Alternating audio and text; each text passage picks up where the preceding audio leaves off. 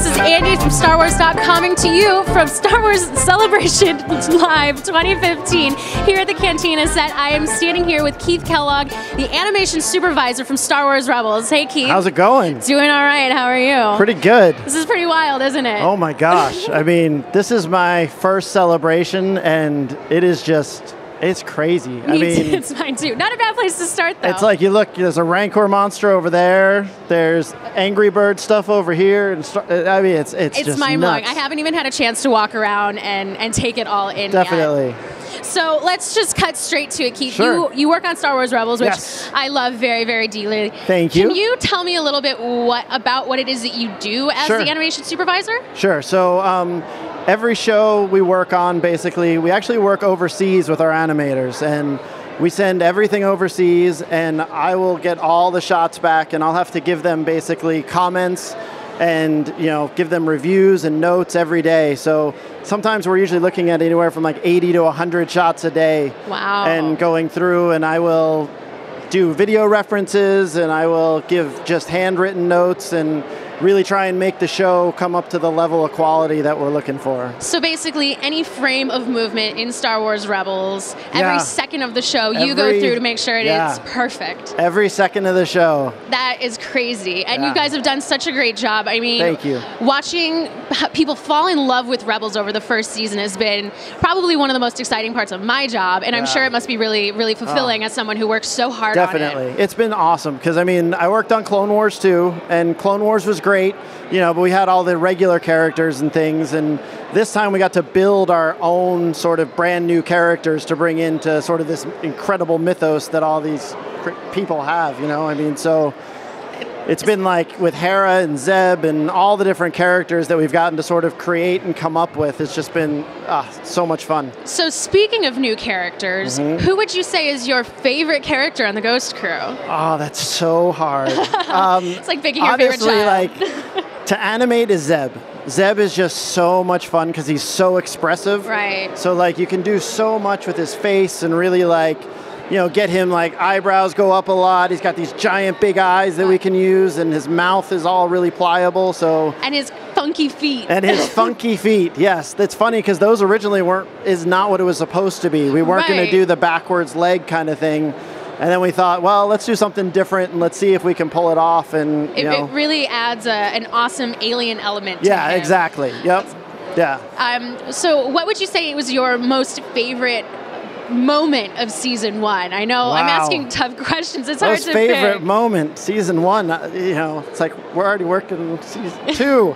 Let's see. Back to season one. I actually really liked when Ezra and Sibo were meeting each other, and really the emotion we were able to get out of Ezra when he was meeting Sibo and hearing about his parents. And, that was a huge moment for him. For sure. So that was a really great moment. I think Taylor did such a great job with the voice acting for us that we really let the animators find something that we could really dig our teeth into and really try and come up with a great performance. Now, when you see a character going through, a huge change like Ezra is going through, is there anything that you do through animation to help? Because, I mean, through the voice it's easy to convey, but through movement and animation, how do you show that change? Yeah, there's definitely, Ezra, he's sort of grown up. Like, in the beginning, he had sort of a very, teenage kind of way about him. He was very, very cocky. He was very sort of sure of himself. And as he started, being with Kanan more, we started to really take more of that sort of mentorship, and he started to kind of get away from that a little bit and started kind of growing up a little bit. Right, he carries himself a little bit different. Yep. That's awesome.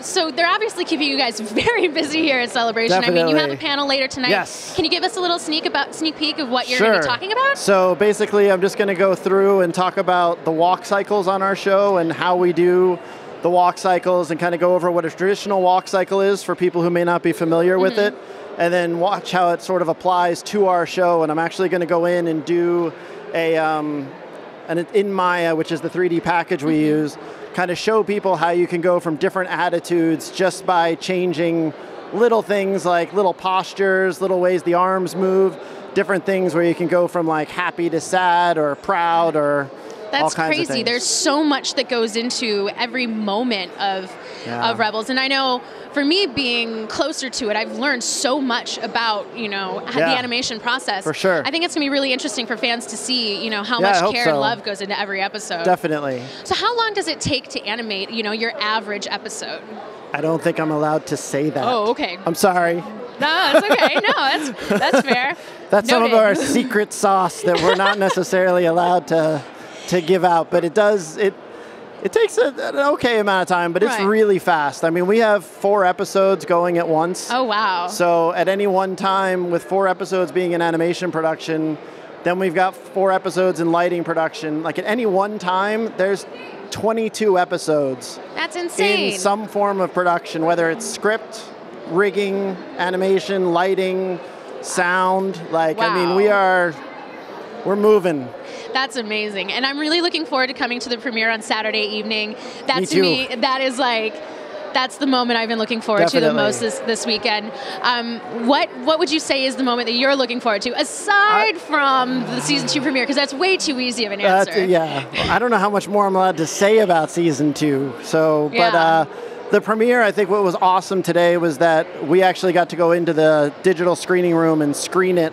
And it was like, there's like 1,500 people in that room, and it was just like 8 of us just watching the show. And that's crazy. For us to see it on the big screen, because we don't get to see it on the big screen all that often either. And to see it and see how it holds up and really, get the full sound and everything, I really hope people really enjoy it. So that's fantastic. I can't wait. Have you seen anything? Have you gotten a chance to walk around the floor and see what else is out there? Just a little bit. Honestly, I haven't had a whole lot of a chance yet, but I mean, I know there's like some crazy droid stuff over here, and there's like sideshow toy stuff over there. Yeah. And there's so much amazing fan artwork. Yeah. That's the stuff that gets me. Well, and you have your sons here with you, and I know you said that they're big fans. Yes. Do you know what they're looking forward to? I have no idea. Honestly, I think they're a little bit scared right now. Yeah. They're out there watching, and I think they're probably a little freaked out in terms of this is their first sort of like con. Right. And so it's big. I think it's really big. So it's huge. So they must think that what you do is just the coolest thing ever, right? I guess. Yeah, I mean, it's pretty cool. I can't complain for sure. I mean, I've been really blessed, and especially working on Clone Wars with George was such an honor. I mean, he was really, really involved in that. And I mean, we sat down with him and went through the story, and he would look at all the final stuff and everything, give us notes. And I mean, that was just, that was a highlight for sure. I remember there was one time where I got to go up to the ranch while they were doing the writers' conference. And George actually has this little book of Star Wars, and you're just and he was talking about well, C-3PO and R2 would kind of do this, and you're just oh, that's the guy who created it talking about that, and you're just sitting in that room just How do you keep your cool? Because I've seen George once, and I saw him, and I was like, I don't know how much I've kept my cool. It's pretty amazing just to be around someone who you've admired for so long and just, been able to watch and, see what he's done and get a chance to just bring just a little bit to this amazing universe that all these people really love and enjoy. It's just awesome. Now, I know it's really easy to ask how the production has changed from the Clone Wars to Rebels, because they're vastly different shows. Yep. But is there anything that has carried over between the two? There's definitely things that we've carried over. I mean, we've learned a lot, obviously, from Clone Wars. We did have a time where we could put a lot more characters on screen on Clone Wars. So we learned a lot about how to be efficient. So we've been able to carry that stuff over, which has been great. The style, we've sort of, for lack of a better word, Disney-fied a little bit. Not in a bad way, but it's a little more peppy, it's a little more happy and things. So we tried to keep that, and it's bigger. Facial expressions are bigger than what we did on Clone Wars. Mm-hmm. And sort of just the style, some of the things are a little more fun. So we kind of were able to take some of that stuff too. So now, one of the most talked about moments of Rebels was when Ahsoka made her triumphant return to the galaxy far, far away.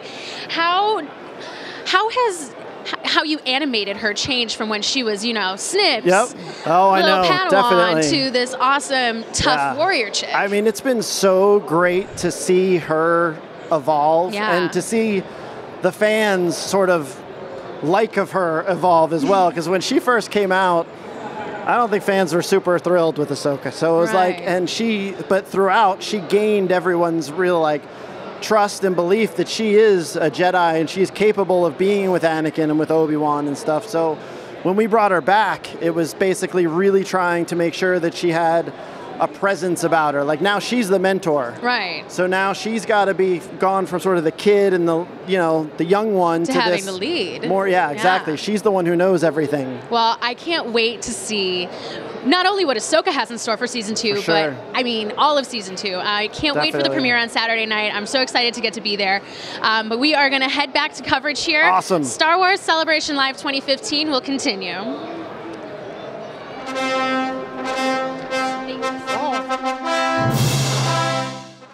I am back here live at the Cantina with J.J. Abrams. Oh, that's good. After you release the trailer, you want that kind of reaction from people, right? It's incredible.